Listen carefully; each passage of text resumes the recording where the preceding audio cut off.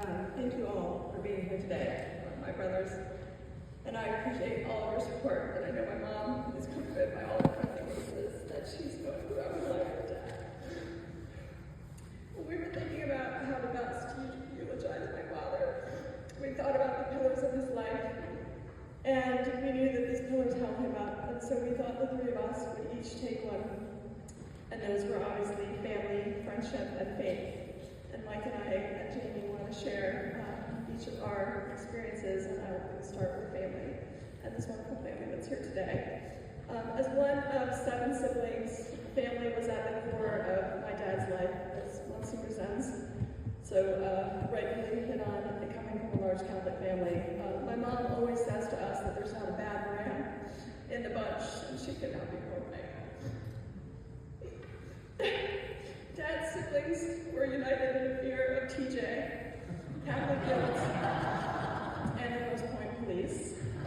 And they always had each other's backs, and they still do. There could not be a more dedicated family to each other, to their kids, and to their nieces and nephews. I was a little bit gonna cry. We are so fortunate to have a deep bench of cousins who are always there for us and are our friends. And thank you all for your love to us and my mom and dad.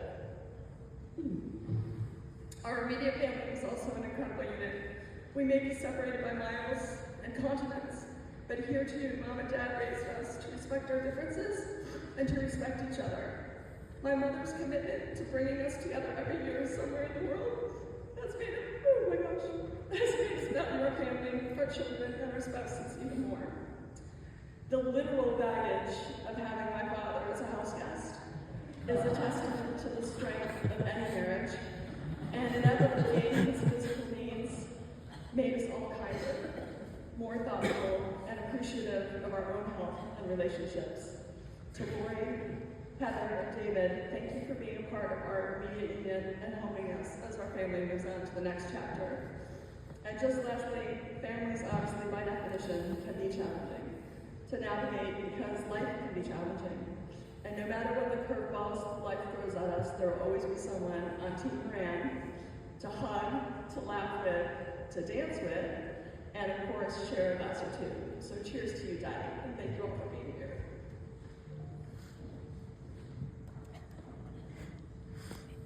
All right, well, I'm not going to cry because I've cried a lot over the last 60 days. Well, maybe I might cry, but so today we don't want to mourn the death of my dad. All right, I'm crying. So, but instead we're going to celebrate something that was so incredibly important to him, and this was friendship. And friendship is that pillar in his life upon which so many of us have been shaped and will continue to be shaped. And it's a legacy that has truly been a blessing. My dad, I don't cry. That's it. He was a great friend to so many. His family, his siblings, lifelong friends he established from a very early age and in college. And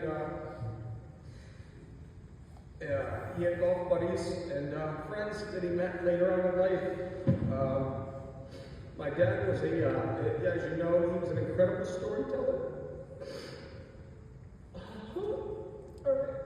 Okay.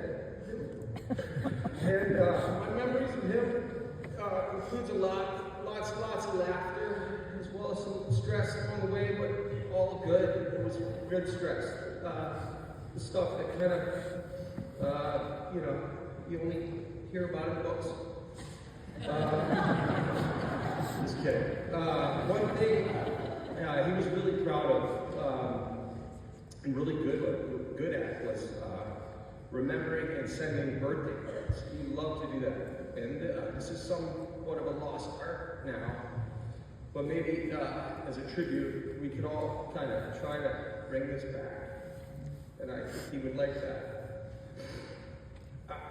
So as I reflect on friendships my dad shared, I realized that they were not simply connections between people, but they are lifelong bonds that transcend time and distance. Doesn't matter where his friends were, he always had them in his heart. My dad's friends, kids, are now my friends, and it's incredible that now their kids are friends, and I feel like that's just amazing.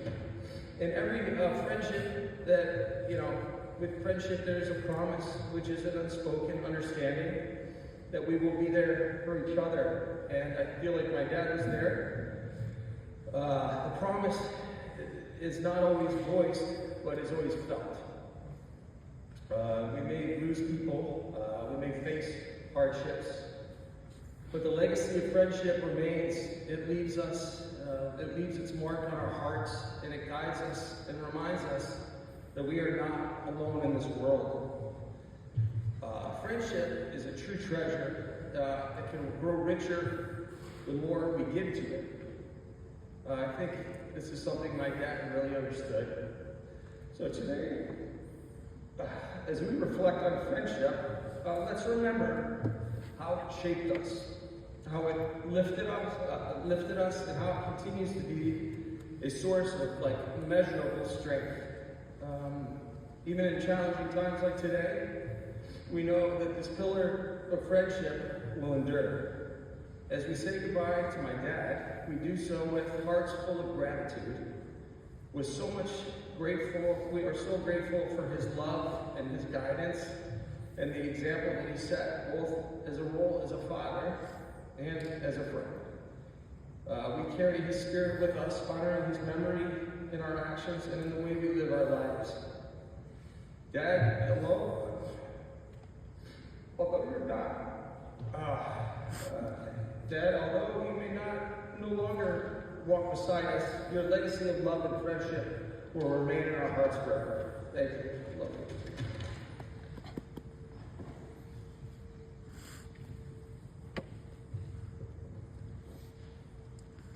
All right. I'm going to try and not cry also. This reflection of my father celebrates a life full of faith, love, service, and a little bit of humor, because my dad wouldn't want this to be too serious. My father was a man of great faith, a devout Catholic whose spiritual life wasn't confined to prayers, journaling, or a weekly mass. He believed in living out his faith out loud, sharing it with others in everything he did. His favorite book was Jesus Calling by Sarah Young. If you've ever owned a copy, chances are it came from him. He bought so many of these books to hand out to people who were struggling that I'm convinced Sarah Young owes us royalties, or at least a book dedication.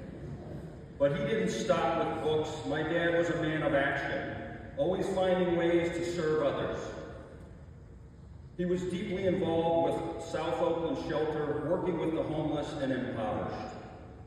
One of his favorite activities was making sandwiches for the homeless. And let me tell you, these weren't just sandwiches. These were masterpieces. I mean, if there had been a sandwich art competition, he would have taken home the gold. Every slice of bread, every spread of mayo was a labor of love. He delivered these sandwiches to churches, ensuring they reached those in need, and it brought him so much joy. He also served with Catholic Social Services, which you had mentioned earlier. Eventually, he became the president of the board. It was another way he made sure his faith wasn't just something he practiced, but something he lived and something he shared. He genuinely believed that helping others was part of the mission in his life. In his final days, we found ourselves communicating with a yellow legal pad and a marker. His handwriting wasn't exactly legible, so we played a little game. He'd write something, I'd guess what it said, and he'd either nod or shake his head. The last thing he wrote was, The family treasure is buried in, and then the marker.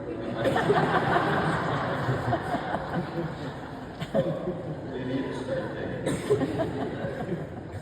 Anyhow, in all reality, what he wrote was, "Let me go!" Exclamation point. I read it back to him, and he gave me a thumbs up and a smile. Even in that moment, he kept his humor and his faith intact. I'd like to close with a poem that I think he would have appreciated all of us to hear. Short, sweet, and to the point, and appropriately titled, "Let Me Go." When I come to the end of the road and the sun has set for me, I want no rights in a gloom-filled room. Why cry for a soul set free? Miss me a little, but not for long, and not with your head bowed low. Remember the love that once we shared. Miss me, but let me go. For this is a journey we all must take, and each must go alone. It's all part of the master plan, a step on the road home. When you are lonely and sick at heart, go to friends we know. Laugh at all the things we used to do. Miss me, but let me go. Dad, thank you for your faith, your humor, and your sandwiches. We'll miss you, but we'll be okay. May you rest in eternal peace.